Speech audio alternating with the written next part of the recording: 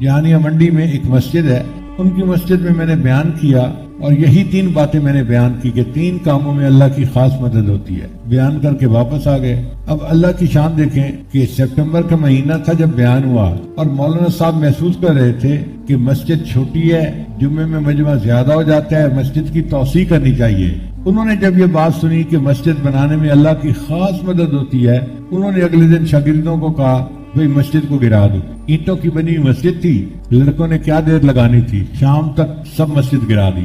محلے والے حیران، مسجد کمیٹی والے حیران۔ لوگ مسجد کمیٹی والوں سے پوچھتے کہ بنانے کے پیسے ہیں، وہ کہیں گے ہمارے پاس تو کوئی پیسہ نہیں۔ مسجد کمیٹی والوں نے محلے والوں سے کہا بھئی آپ لوگ پیسے اکٹھے کر سکتے ہو، اتنے پیسے لگیں گے۔ محلے والے کہیں جی کہ ہمارے پاس تو پیسے نہیں۔ اب پیسے ہیں نہیں اور مسجد گرائی جا چکی۔ خیر 1 مہینہ تو نمازیں ہوتی رہیں کھلے آسمان کے نیچے، اوپر سے سردی آ گئی۔ اب جب نومبر دسمبر کی سردی شروع ہوئی تو محلے والے صبح ٹھٹھرتے ہوئے فجر کی نماز آسمان کے نیچے پڑھتے، تو بوڑھے بھی کہتے مولانا نے ہم سے کون سا بدلہ لیا، مولانا نے ہم کو کیوں سزا دی، ان مولانا صاحب کو عقل نہیں تھی، یہ بچے تو نہیں تھے، اور جی مولانا کو نکالو یہاں سے۔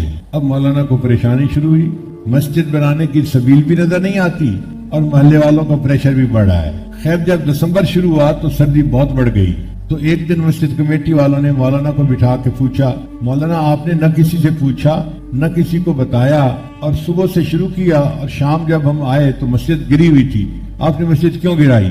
مولانا کے پاس کوئی وجہ تو نہیں تھی۔ ان کا مولانا مسجد آپ نے گرائی ہے، اب مسجد کو بنانا بھی آپ کی ذمہ داری ہے، ہم آپ کو 2 مہینے 3 مہینے دیتے ہیں، اگر 2-3 مہینے میں آپ نے مسجد نہ بنائی نا تو ہم آپ کی بجائے کوئی اور امام رکھیں گے، آپ کی چھٹی ہو جائے گی۔ اب جب امام صاحب کو نکلنے کی اطلاع ملی تو ان کو تو اور پریشانی ہو گئی، وہ مجھے فون کریں کہ حضرت آپ نے بتایا تھا میں نے مسجد اس پر گرائی تھی۔ میں کہوں بھائی میں نے جو بتایا تھا بالکل ٹھیک بتایا تھا، آپ پکے رہیں، اللہ مدد کریں گے، رجوع کریں، 2 رکعت نفل پڑھ کے اللہ سے مانگیں، اللہ مسجد بنوا دیں گے۔ اب وہ مجھ سے فون کرتے تو ذرا پکے ہو جاتے، پھر محلے والوں سے بات کرتے تو پھر کمزور ہو جاتے۔ کہتے ہیں کہ 2 ہفتے میرے بڑے تذبذب میں گزرے، دل کہتا تھا پیر صاحب نے مجھے پھنسا دیا اور اب میری جاب بھی گئی، اور میں 18-20 سال سے اس مسجد میں خدمت کر رہا تھا، میرے لیے مسجد کا بدلنا ایک بہت بڑی بات۔ کہتے ہیں میں نے اللہ سے مانگنا شروع کر دیا۔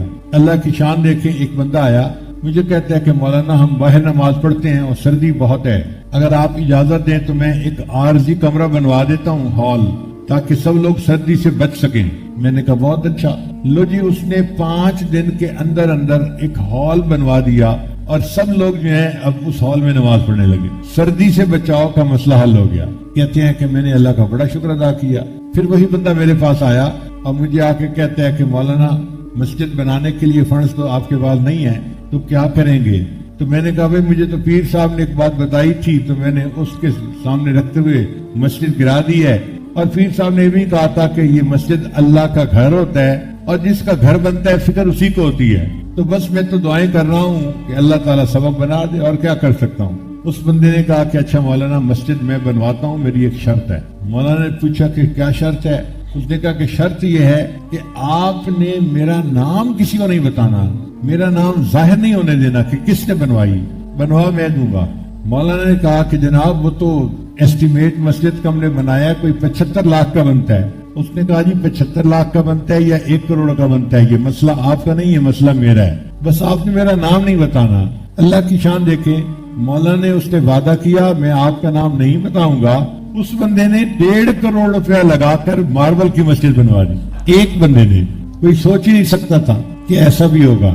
اب جب مسجد بن گئی تو محلے والے بہت خوش۔ پھر مسجد کمیٹی کا اجلاس ہوا، پہلے مسجد کمیٹی والوں نے غصے کا اظہار کیا تھا، اب مسجد کمیٹی والے شکریہ ادا کر رہے ہیں، مولانا آپ کی وجہ سے تکلیف تو ہوئی محلے والوں کو، لیکن یہ شکر ہے کہ ماربل کی نئی صاف ستھری مسجد بن گئی۔ تو مولانا نے کہا کہ اچھا اب میں اس کا افتتاح پھر پیر صاحب سے ہی کرواؤں گا۔ میرے پاس ٹائم نہیں تھا، وہ 1 سال محلے والے انتظار کرتے رہے۔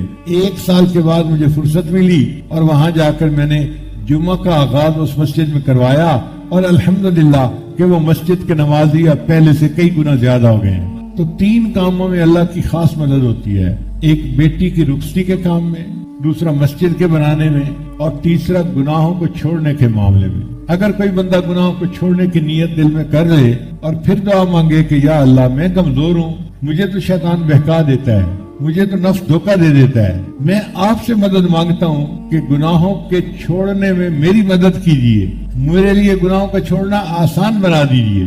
میں آپ کو مدد کے لیے پکارتا ہوں. جب بندہ اللہ کو مدد کے لیے پکارتا ہے پھر اللہ تعالیٰ حالات ہی ایسے بنا دیتے ہیں کہ بندہ گناہوں کو چھوڑ دیتا ہے, چھوڑنے کا پتہ بھی نہیں چلتا کہ چھوڑا کیسے. تو ہم گناہوں سے توبہ کی نیت کریں اور اللہ سے مدد مانگیں کہ اللہ ہم کمزور ہیں, ہمیں تو شیطان گرا دیتا ہے, ہم آپ کی مدد مانگتے ہیں, اب گناہوں سے تو ہماری حفاظت فرما. اللہ تعالیٰ گناہوں سے توبہ کی توفیق بھی دے دیں گے اور